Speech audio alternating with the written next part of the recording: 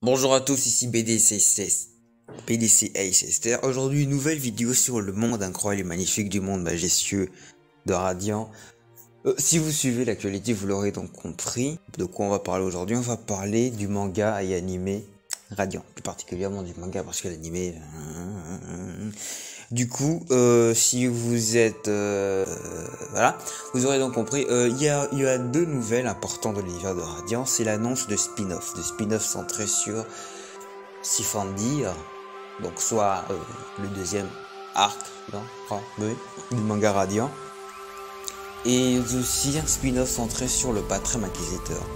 Donc, mais d'abord, qu'est-ce que c'est qu'un spin-off, me direz-vous? Sachez que un spin-off est une œuvre sérielle de fiction centrée sur un ou plusieurs personnages d'une œuvre préexistante ayant pour cadre le même univers de fiction, plus ou moins proche. Merci Google. Pour celui de Sifandir, ce sera l'histoire. Ce sera Sifandir Chronicle. L'histoire sera centrée sur 3 personnages parce que je ne sais pas trop si ce sera dans le passé, le futur ou le présent, genre ça va se passer au même moment que l'arc. Par exemple, quand Seth il affronte Tantorus, ça va se passer au même moment, ou ça va se passer après les événements de Sifandir, ou avant. Ça va présenter ces 3 nouveaux personnages dont on ne sait pas encore. Donc, je ne crois pas qu'on sache grand chose. Je sais que le manga sera dessiné par un jeune auteur qu'on peut facilement retrouver sur Instagram du nom de Naokuren, avec qui j'ai pu discuter brièvement, et de par sa façon de s'exprimer, utiliser le langage de Molière, j'ai pu sentir dans tout ça sa passion pour l'œuvre radiante. Mais je ne perds pas espoir que moi aussi un jour je puisse dessiner pour cette œuvre qui me passionne assez, voilà. Comme quoi je ne perds pas espoir que je pourrais dessiner la suite du manga Radiant Next Generation à l'image de Boruto Next Generation. Faut que je n'abandonnerai pas mon rêve, parce que si on abandonne nos rêves, on peut tout de suite abandonner nos chaussures quand on n'a plus de pain et qu'on veut aller acheter du pain chez le boulanger. Et je me suis égaré. Du coup, j'ai hâte. Le manga sera dessiné par cet auteur et scénarisé par Tony Valente, l'auteur lui-même. Et maintenant, mais contrairement à tout ça, pour le spin-off du Patrem Inquisiteur, oui, tout ça sera fait par Tony Valente lui-même. Je sais pas comment il va gérer entre le manga et voilà. Déjà, l'auteur décide assez rapidement, je trouve. Je sais pas combien de temps ça met à dessiner un tome. Mon goût, il dessine assez rapidement. Donc je me dis qu'il pourra peut-être gérer les deux, qui sait. C'est pas impossible non plus. Voilà.